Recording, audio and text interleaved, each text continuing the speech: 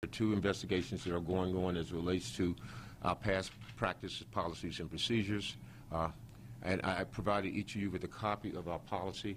And if you read that, I think you will probably agree that our policies are pretty restrictive. We do not pursue stolen autos, and barring very mitigating circumstances, we don't fire into moving vehicles. But that being said, in light of the number of incidents that have occurred the last year, actually 4, involving us shooting into moving vehicles, I think it's responsible and reasonable to look at our policies for the last couple of years to see if, in fact, do we need to change these policies, and I don't know the answer to that. How come our officers are being placed in harm's way?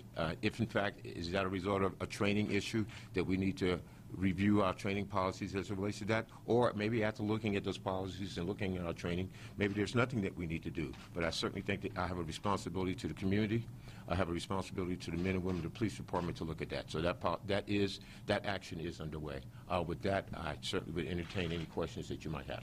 Yes, sir. The Department of Justice has recently recommended in some high-profile cases that this is not effective policing, that it endangers officers, it endangers the public, because you never know when that car where it's going to go, and it's often ineffective in stopping a vehicle. But in cases where someone's firing police, it may be one of the cases that's justified. Otherwise, it highly recommends to those departments in these cases that they not use that. Is that part of what will be looked at? That certainly is something that we would look at. But I would suggest that, and obviously I'm aware of.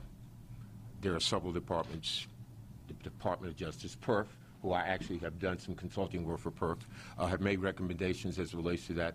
I would ask that you might want to pull those policies and see exactly what they say in the content in which they suggest that you have your officers not shoot into those cars. And you will probably find, with rare exceptions, that our policies are relatively consistent with that. But again, obviously I'm going to look at all 4 of those policies. I think it's 4 departments where officers are directed not to shoot into moving vehicles under any circumstances. But again, I think that would really call for a very close review and see when they say under no circumstances. I'm going to be surprised that if anybody would tell a police officer or anyone, if your life is in immediate danger and you have no other options, absolutely no other options, you have to do what you think is reasonable for your safety and the safety of others. So to answer your question is absolutely we're going to look at those policies along with many other policies of departments across the nation as it relates to their pursuit policy and firing into moving vehicles also. Yes, ma'am.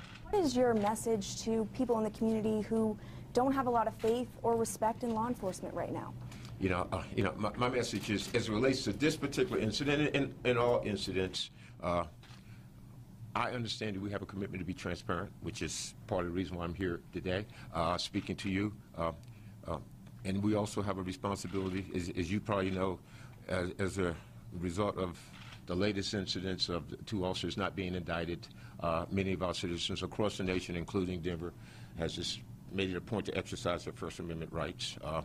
I've attended countless of meetings along with the executive director and other members of my staff, and the one message that has become, several messages that have become clear, but the one message that has really become clear, particularly amongst many of those that have been doing the demonstrations, they want to have a relationship. They want to know who those officers are before we respond to something that's controversial. So I've heard that message. That really speaks to the philosophy to some degree of community policing. I think one of the things that we have done and one of the things that we need to continue to do and do a better job is create opportunities for our officers to interact with communities that they're responsible for providing a public safety, to do it in a collaborative way, to have them understand that those citizens are really the greatest resource they have, and those citizens are willing to work with us if they trust us, if they know us, if we treat them with dignity and respect, and if they have a voice in the issues that are relevant to them specifically in their neighborhoods as it relates to safety. So that's the direction that we're going in. Obviously, there's still more work to be done as it relates to that, and hand in hand with that is the importance of being transparent.